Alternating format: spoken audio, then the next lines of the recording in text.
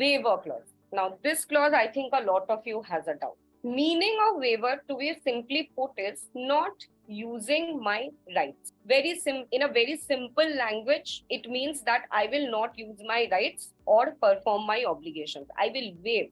छोड़ देना है, leave it. That's it. That's the simple meaning of waiver. ठीक है?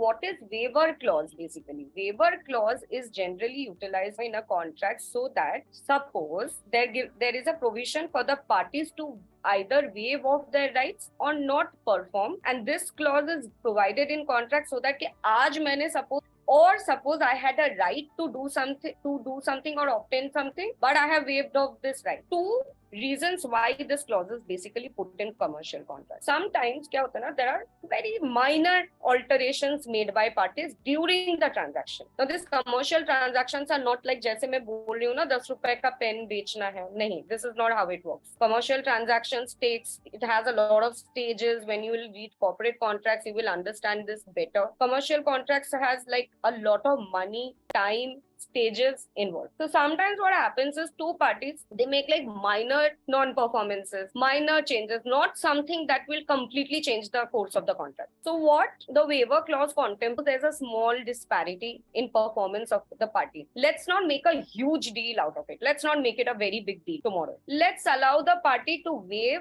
its right or basically allow the party to take some leverage. Okay, chalo, theek hai, fine, ho gaya, fine. But at the same time, this should not happen as a practice. Meaning, in the same waiver clause, you will also put a check that today, because you are waiving some of the rights or you are doing some non-performance, does not mean कि कल को करते ही रहोगे. I extend the deadline of your assignment for some reason.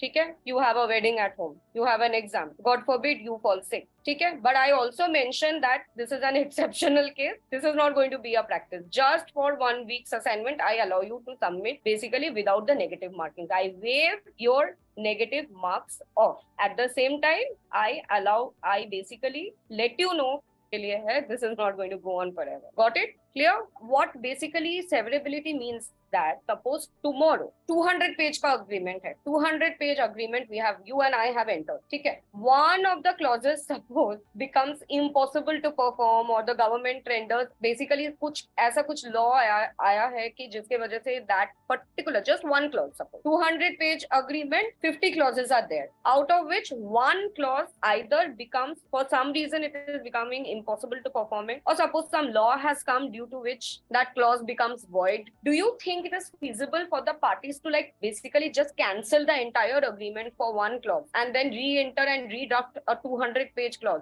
No.